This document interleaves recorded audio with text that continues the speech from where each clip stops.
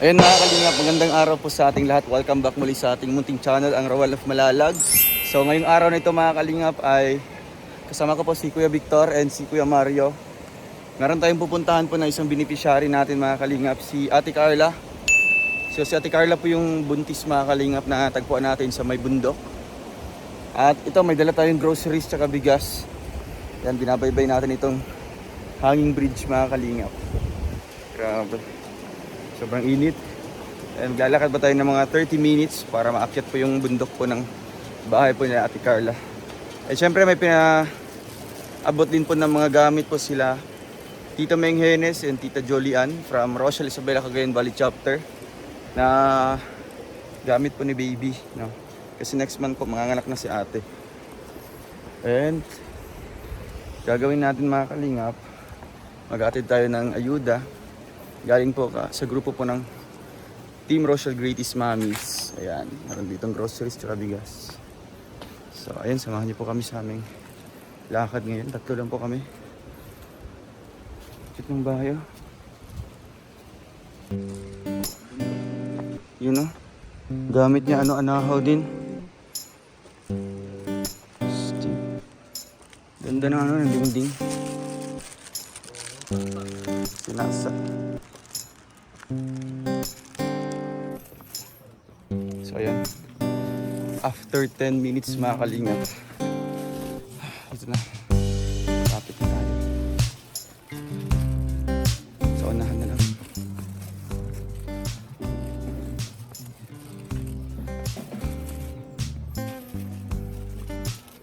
So matapos po ang 20 minutes, dito na tayo, malapit mga kalingap. Ay, grabe pagod. Ayun, no? Kita na yung bundok sa likod. And syempre nasa tuktok na tayo nito. Ilang kita na yung mga bahay sa baba. Sukin natin sa loob. Tao po. Tao po. Tao po. Ate Carla.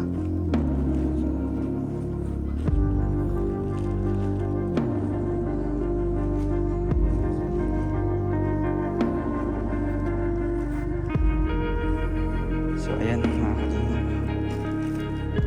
Tao po. Si Kuya Mario. Okay ka lang Kuya Mario? Okay ka lang? Ala, grabe. Okay ka lang? Okay lang. Pero yung kalahating katawan mo?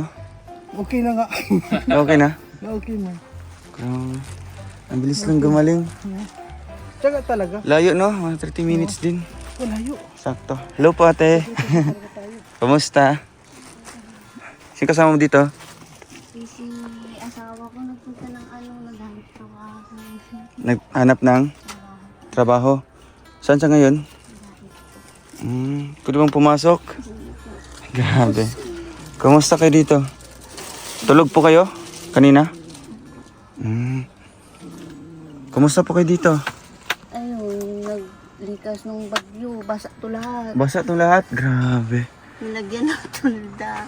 Saan? Yan po. Tapos doon po sa kabila po kasi na sa kusina tanggal din. Inaayos. Malakas din pala yung bagyo dito? Grabe.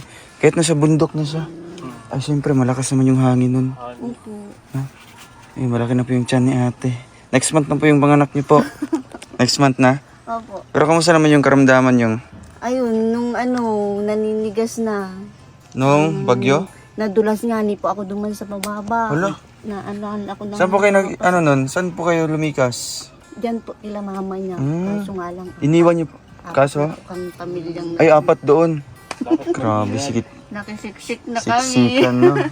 Hindi rin ako pwedeng magtulay doon. Sa may tulay, baka madulas po ako. Saan yung bahay ni mama mo? Dito sa baba lang. Opo, sa baba lang. So, nung pagbaba mo doon, nadulas po kayo? Opo, Hala. dala-dala ko pa nga po yun. Ano yung dala niya po? Nakalagay Mga na. damit? Mga damit yung dala. Opo, mga damit. Pero andito si mister mo. Andito po Ah, noon. mabuti Nauna na na lang. ako kasi may kinuha pa siya dito. Tapos, Oo. Pero lakas ng ulan. lakas po. Wala na kami maano, sabi sa barangay. Sinabi sa barangay. Pina-evacuate kayo. Pasok po. So, mabuti na lang ate at talang ligtas po kayo nun, nung bagyo. Ilang araw din po kayo doon?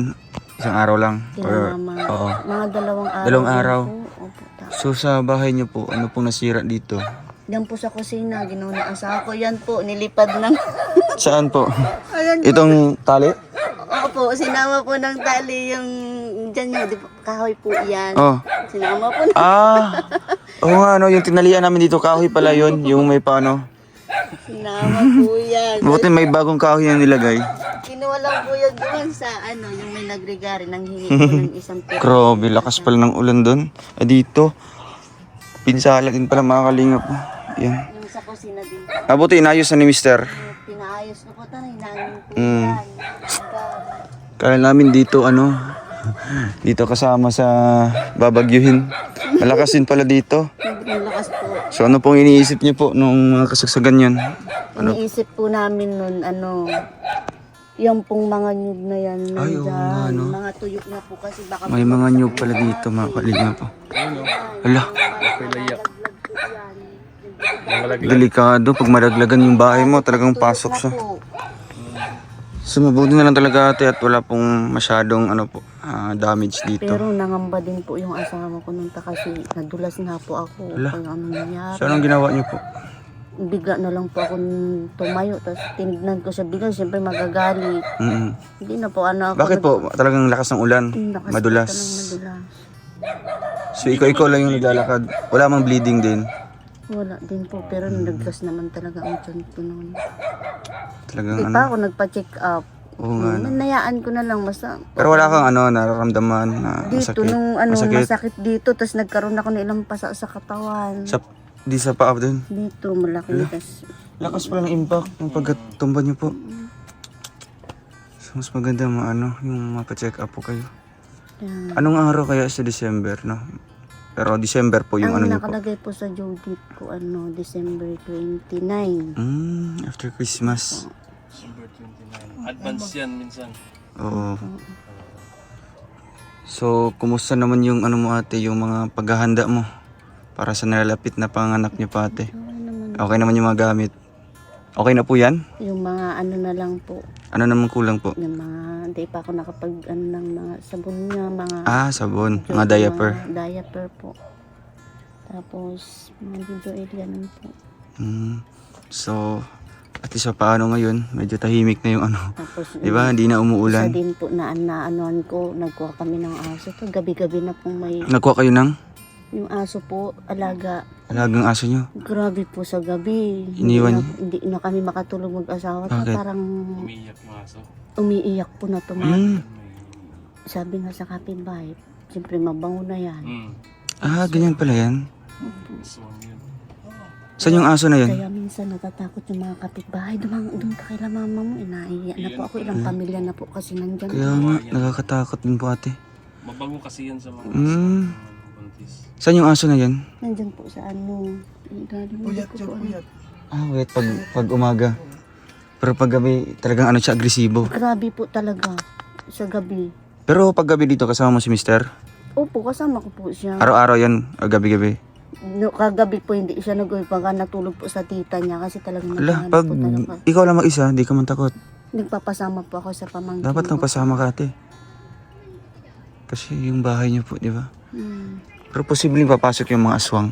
Hindi naman. Sisilip lang yan. Silip lang yun. Oo. Nasilip yan sa Tapos bubong. isa po, sabi nila, hindi mo yun maririnig.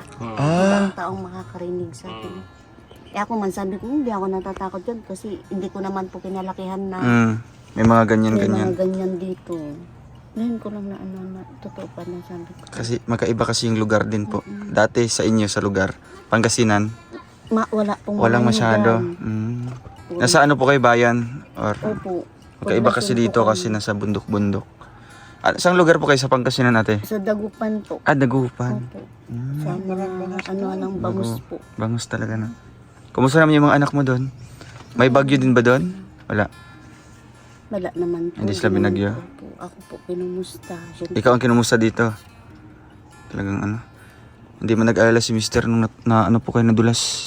nag-aalala po. So anong sinabi po niya? Nagalit sa akin na. Nagalit po siya? Ginawa na nga yung hagdan na yan. Bakit nadulas ka pa?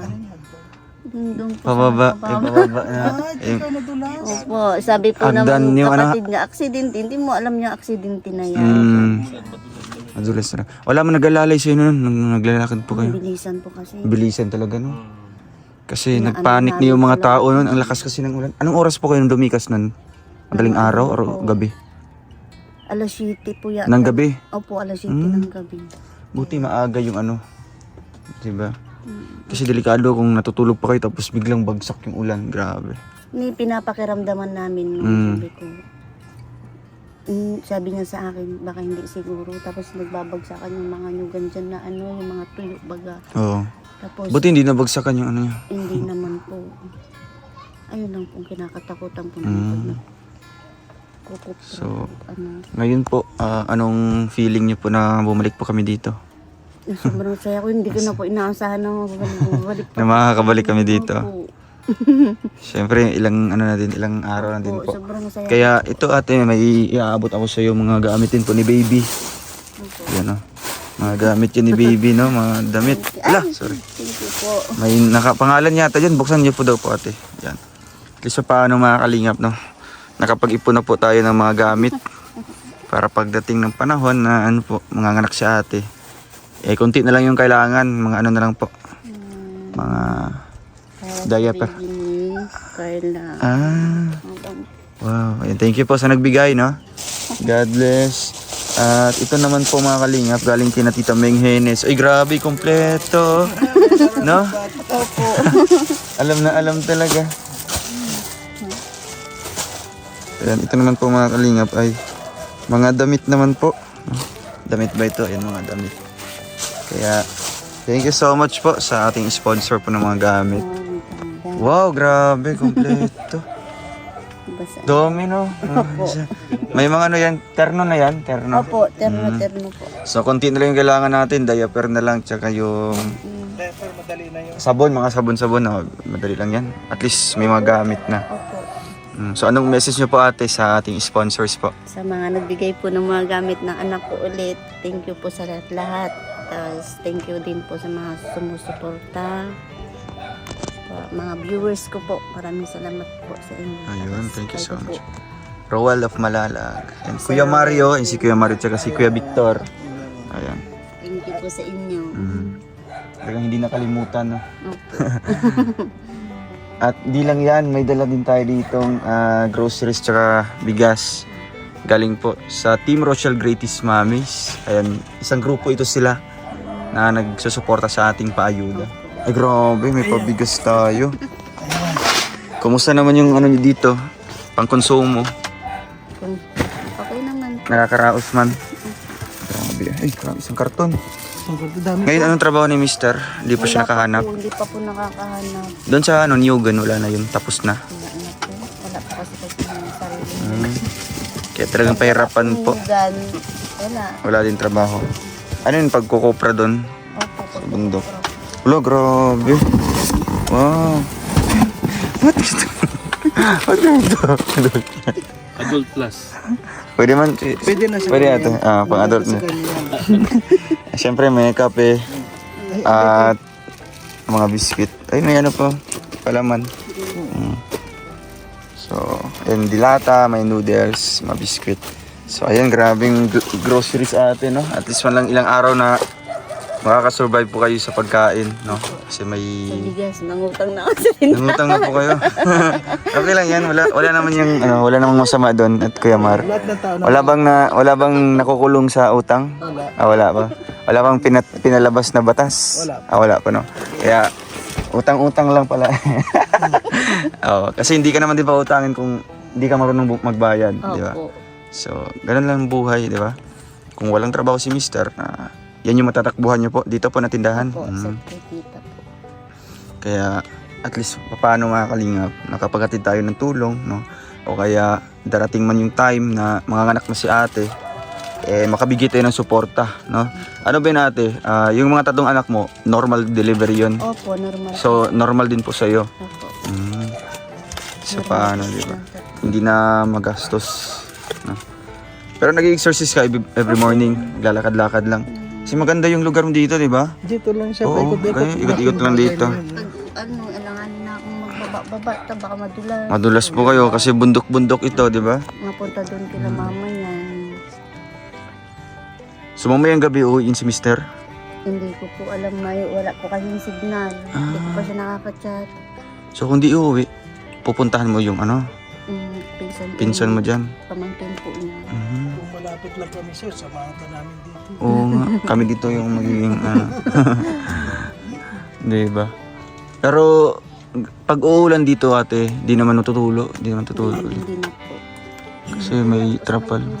Sa gilid na lang. Nilagyan niya po ng punda sa loob. Hmm. Punda na sobra po sa ano. Ay, yung pagkabit namin ng ano, trapal. Nilagyan niya. Nilabas niya. Kasi labas po yun eh, parang ganyan po siya. Ah, kaya pala. Kaya kung mag-ampiyas yung ano, ulan, talagang pasok dito. Hindi naman po namin magawa. Total. Kaya nga, kasi hindi man din sa inyo yung lupa. Opo, pati itong ano. Diyan po siya. Apo na lang at talagang pinayagan kayo mag-ano dito ng bahay. Nakiusap lang siya kasi hindi rin natin masasabi na ano na Panghabang buhay kayo dito, di ba? Si Mr. ba walang lote dito na sarili? wala. Ano siya. Yung tinitira niya doon ni mama niya. Ano din po kasi sila yung parang broken family. Ah, Stepfather niya nandiyan. mm. So yung plano mo ate na ano, di ba sabi mo dati na pag medyo okay na, malaki-laki na yung anak mo, tutuloy ba yung pag-abroad mo? Yeah. Ano yung nasa isip niyo po? Focus na lang po ako sa mga bata. Dito na lang po ako Oh, diba? maghanap ng trabaho. Hindi ko alam kung ano sa palaran ko doon. O, Kaya nga. Ilang taon ka na po? 32 po. 32. So ano kuya, okay ba yung decision niya? Dito na mag-focus? Sa totoo lang kasi hindi naman lahat ng umaalis ng bansa ay Maging yung successful. nagiging successful. Karamihan doon yung mga naghihirap, especially sa mga babae. Yun ang nakakawa talaga. So mostly yung trabaho na doon is domestic helper. Oo. Ganun yun talaga yung madaling pasukan na trabaho. Yun lang. Tapos kung ano ang mga ihaharas ka pa, talagang nandun lahat. Kaya kapag maglalabas ka ng bansa natin, naka-ready ka sa lahat ng mga Oo. nangyayari. Dapat handa yung sarili mo sa lahat na. Oo. Unang-una yung asawa mo, baka hiwalayan ka na. Yun ang iisipin mo doon. Yun ang posibleng mangyayari. Oo. No? Yun lang. Kadalasan sa mga nag-abroad. Pero hindi naman lahat. Hindi naman lahat, pero kadalasan mga 90% lang siguro. 90%. Kaya mas maigi na focus lang siya dito sa anak niya. Okay, paano si Mr. yung maghanap ng buhay. Kung ikaw may maisip na pagkakitaan dito ate, no? Opo. Yun ang maganda. Pagkatapos. Di ba magaling po kayo magluto ng mga ano? Marunong po kayo? Ano yung niluluto niyo po? Yung mga pinakbit? Opo, yung mga, Gulay. mga luto ko sa Pangasinan. Ayun nga, magaling pala sila magluto doon. Opo. Kaya dito nadadala niyo po yung ano, yung mga putahe na ano sa Pangasinan. Opo. Pero ang kulang po doon is yung puhunan, O, Puhunan po, ate. Tapos sa kahoy. mga gamit. Minsan pag wala siya, ako pang magkakahoy. Ikaw pa yung magkakahoy. Ngawi po kayo. Wala po kayong mautusan dyan na magbabayad lang po kayo. Wala akong mautusan dito. Naiyak ka naman po. Baka makita ng mga magulang nilang. Kaya nga. So ano na lang, sariling sikap na lang. No? So tuwang-tuwa yung si Mister pag maabutan niya ito na may dala tayo dito. Ano? No? Sana pag balik namin, makausap namin ulit si Mister, no? Ay, makausap namin. Hindi pa namin nakita eh, no? Kasi biglaan yung pagpunta namin Kaya dito. nga po, biglaan na naman. So, kanina umalis ha? Kanina ba? Or kahapon? po. Kahapon pa Uuwi na lang. din po yung bukas siguro. Bukas na nga po. Ay, linggo. Linggo po nandito. Grabe. So, anong ipapayo mo, Kuya Mario, sa kanya? Na bilang buntis, diba? Malapit ng mga anak. Kwan lang. Yun yung prone sa ano, yung mga aswang ganyan. Kaya ingat ka lang sa mga aswang. Huwag kang... Sa bagay, hindi naman natin alam kung sino ang aswang. Minsan, karap ko na, aswang pala yun. Po, sabi nila. Oo, Ayun ang hindi sabi mo nila. alam. Malalaman mo Hindi mo po naman alam, yan tao kasi na pala yun. iba yung kilos. Mag-iba. Hindi. Medyo ganito ano lang. sila, yung conscious sa galaw nila. Merong ganun, titigan mo. Itigan lang yan. Huwag mong talagang tingnan mo yung mata niya kasi makita Eyes to mo eyes sa talaga. mata niya. Kung baliktad ka, Hala? Yun, sabi din po ng babi. baliktad. Pag baliktad ka doon sa mata nila. Di ba makikita mo ako, Oo. baliktad. Hala, baliktad. Tanggalin mo daw, Kuya. Bigla Hindi, totoo dong. Kapag makita mo yung sarili mo, kapag baliktad ka, ayun. Tapos yung ganito. Yun na yung aswang. Pag wala siyang ano, Yan, pag walang kanal-kanal. Ayun yung alam ko, pag walang biyak dito, pag ano lang siya, diretso lang siya dito. ngayon naman, meron din Sa paa? maulan. Ay, wala sa paa. Kapag maulan, halimbawa umalis na. Oh, Tingnan mo kung saan yung lakad niya. Sundan mo hanggang 7 na tapak. Babalikan ka niyan kung totoo na aswang. Hala. Kung susundan niya yung 7 apak. Oo, yung kuwan na yun. Pag susundan niya, pag babalikan. Babalikan ka niya, galit ka niya. Malalaman niya. Lalo kapag maulan, kapag Grabe ano. Marami kasi dito kasi ano, di ba? meron Pero talaga. bulubundukin siya. Naglalagay po kayo niyan, mga bawang, mga asin, paminta, maglagay ng paminta. May binigay pong contract. May pangontra sa inyo. Oo. Yung buntot ng pagi. Ano din yan? Ako binalot sa kanya. Ano kasi yan, yung pag nakakita sila ng buntis, ano yan, Mabango sa kanila. mabango sa kanila yan. Ang nga po dahil. Oo. Pero yung aso niya sila, hindi niya pinapalis. Hindi na po yan umaalis. Hala. Hindi mo Ano alam oras kung baka yan. mag-start siya ng ano, ng... Minsan silipin na lang ng asawa ko dito sa may Andun siya? ilalim. Nagkakonti-konti siya. Tapos yung aso naman, nandyan sa may gilid. Kasi madilim po dyan sa... Hala. Yan lang po may ilaw. Anong oras siya nag ano, na... 12:55. Minsan po ano... Oo. alas Madaling 12. araw. Alas 11 ng madaling ng gabi. Grabe. Kung saan banda lagyan mo ng taga doon. Magtaga. Minsan din Magtaga. po sinulid. Sinulid daw po. Sinulid. Na may taga. Madali lang. Sasabit na lang. Nainam kami maglagay ng ilaw dyan. Kasi nakikisaksak. So isang ilaw lang ito o dalawa? Dalawa lang. So, kahit paano no, may natutunan tayo kay Kuya Mario. No? Hindi, yun lang natutunan ko lang sa Totoo po yun. Sinabi Totoo talaga yun. Totoo talaga yun. Saan mo nalaman din Kuya Mar? Doon sa... Dito rin sa Bicol. Sa Bicol din. Sa may Lopez kayo sa... Sa Quezon. dahil totoo po yan. Binalikan kasi yung kakuan ko nun. Sinundan niya. Binalikan siya. Galit na galit. Galit na galit siya. Grabe. So basta yun lang ate, mag-iingat po kayo dito ha. Opo, opo. And baka po makabalik kami dito pagka ano na po, December. Kasi punong-puno yung schedule namin sa November ay. No? Kaya pinilit namin makapunta ngayon. At least man lang makaabot kami ng tulong at ano po. Opo. Basta ano lang, ingat lang po kayo palagi, no? Opo. Ingat lang po kayo. Siyempre, yung dinadala nyo po, ingatan nyo po yan. Si baby. Saan yung CR nyo po ate? Doon pa kayo nag-CR. Sige, natin. Saan mo ito lalagay ka pa. Huwag ka na mag-angat masyado. Oo, dun na lang yan. Yun na lang po sa Tapos may bigas. And ate, ayun, may 500 po sa inyo po. Thank you po. Panggastos niyo po. Ano ate, maalis muna kami, no? Okay lang po kayo dito. Okay lang. Tulog palagi si ate. Puyat sa gabi. Babantay po kayo. Makatulog kasi yung aso. Kaya nga, no? Saan yung aso na yun?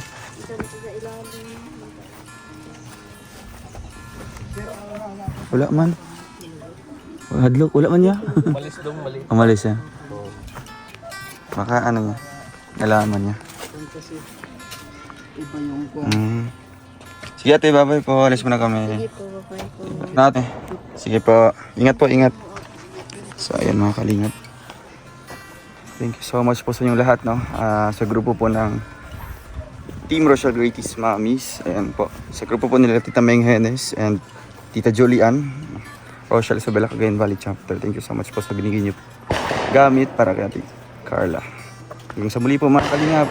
Paalam muna po. Bye-bye po.